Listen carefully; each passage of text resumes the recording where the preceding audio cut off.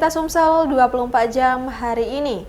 Hujan deras yang mengguyur Palembang pada Sabtu dini hari lalu mengakibatkan banjir di mana-mana sehingga masyarakat tak bisa beraktivitas karena jalanan tergenang banjir.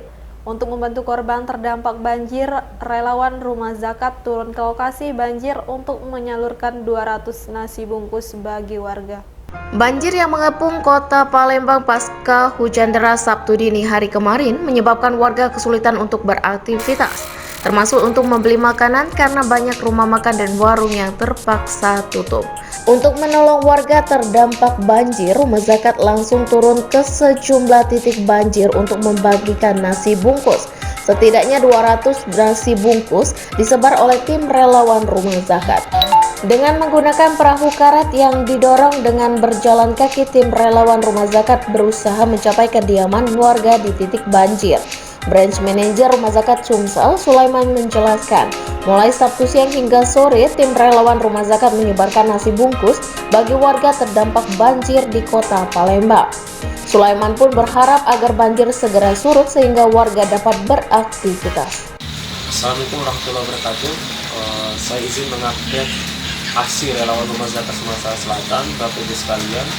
Kita tahu bersama tadi malam ya, subuh kita di kota Palembang diguyur hujan dan mengakibatkan di beberapa titik bahkan setiap kecamatan terjadi banjir ya di kota Palembang. Alhamdulillah tadi siang dan sampai sore ini tim relawan Rumah Zakat turun membersamai warga menyalurkan bantuan berupa nasi bungkus dan sekaligus nanti akan menyalurkan bantuan yang lainnya. Mohon doanya semoga tim relawan diberikan kesehatan dan air segera surut dan serta warga bisa kembali beraktivitas ya. Terima kasih. Assalamualaikum warahmatullahi wabarakatuh.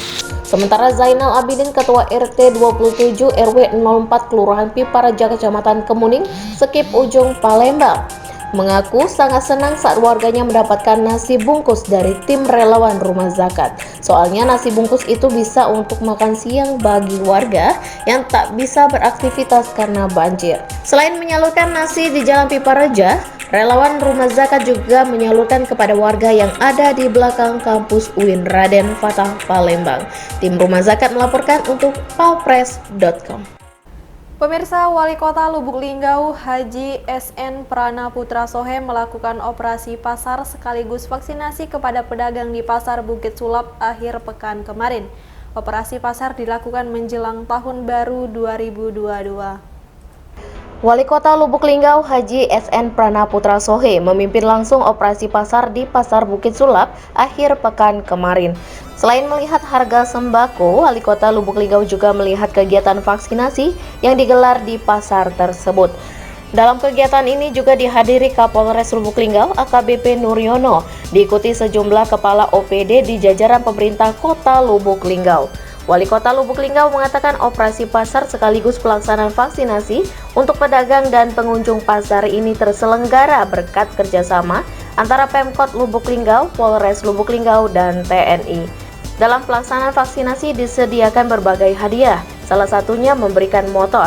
Langkah ini dilakukan sebagai upaya mempercepat pelaksanaan vaksinasi di Kota Lubuk Linggau agar masyarakat Kota Lubuk Linggau selalu sehat dan terbebas dari COVID-19 menjelang Nataru. Sedangkan Kapolres Lubuk Linggau AKBP Nuryono menyampaikan, vaksinasi ini dilaksanakan dengan pertimbangan masih banyak masyarakat yang belum divaksin. Oleh karena itulah pihaknya menerapkan sistem jemput bola. Selain kita memvaksin masyarakat Lubuk Linggau, kita juga memberikan hadiah. Nah, ini merangsang supaya minat daripada masyarakat kita meningkat dan capaian kita bisa lebih tinggi lagi. Akbar, cek mana bar rasanya vaksin bar enak tak? Tidak sakit? Silakan.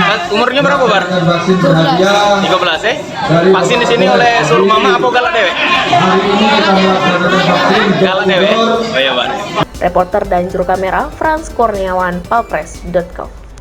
Aspal jalan mengelupas di Lubuk Keliat, Kecamatan Lubuk Keliat, Kabupaten Ogan Ilir yang videonya viral di media sosial, ternyata sisa material pembangunan jalan yang sengaja disiramkan di atas cor beton agar jalan lebih nyaman karena tidak ada petahan. Sejak hal itu viral, aspal sambungan sepanjang 9 meter itu kini dibongkar oleh pihak kontraktor yang menyebabkan warga tak lagi nyaman melintasi di titik tersebut. Warga desa Lubuk Keliat, Kecamatan Lubuk Keliat, Kabupaten Ogan Ilir angkat bicara terkait video viral aspal yang mengelupas pada saat perbaikan jalan di desa mereka. Menurut warga, sebenarnya aspal tersebut sisa material dari pembangunan jalan di desa mereka yang sengaja disiramkan di atas cor beton yang sebelumnya memang sudah terpasang. Lili, warga Lubuk Keliat, mengatakan saat aspal disiramkan ke cor beton kemarin, jalannya jadi lebih nyaman karena tidak ada patahan. Ada jalan ini apakah terbantu atau seperti apa, Pak? Transportasi lancar atau gimana, Pak? Kemarin ini jalan lubang-lubang ya, Pak ya? Iya, lubang-lubang. Berlubang. Sekarang sudah kayak tol ya, Pak? Iya. Ya, mudah-mudahan diperpanjang lagi sampai ke Kintamani lah. Kintamani ya. Tapi sejak viral video aspal tersebut, menurut Lili, oleh kontraktor aspal itu pun akhirnya dikeruk dan dihancurkan sepanjang 9 meter. Sehingga jalan yang tadinya mulus kini terdapat patahan dan membuat tidak nyaman. Warga yang melintas pun kini harus mengerem dulu jika tidak di titik itu, sehingga sangat membahayakan pengendara, khususnya roda 2. Sementara itu, Camat Lubuk Keliat Ahmad Zazili mengatakan, setelah video aspal mengelupas viral, dirinya langsung mengecek ke lokasi yang dimaksud. Setelah di lokasi, menurut Zazili tidak ada yang menyalahi aturan dalam pekerjaan dinas PUBMTR Provinsi Sumatera Selatan tersebut. Kami selaku Camat Kecamatan Lubuk Keliat sangat berterima kasih kepada pemerintah provinsi yang sudah memperbaiki jalan yang ada di wilayah kecamatan kami, khususnya dan umumnya jalan ini untuk perlintasan antara Kabupaten Ogan Ilir dan Kabupaten Oku. Oku ya, Pak ya? Iya. Terpisah, Kepala Dinas PUPR Haji Ruslan saat dikonfirmasi juga mengaku tidak ada yang salah dengan proyek jalan tersebut karena sesuai BISTEK. Malah menurut Ruslan, pihak kontraktor beramal untuk mengaspalkan jalan yang dicor beberapa meter untuk membuat nyaman pengguna jalan. Jalan provinsi itu pekerjaan dari provinsi, namun di wilayah kita sendiri. Nah, setelah viral tersebut, saya langsung ke lapangan, saya lihat apakah benar pekerjaan itu tidak sesuai dengan spek. Ternyata jalan itu sangat bagus menurut kajian kami.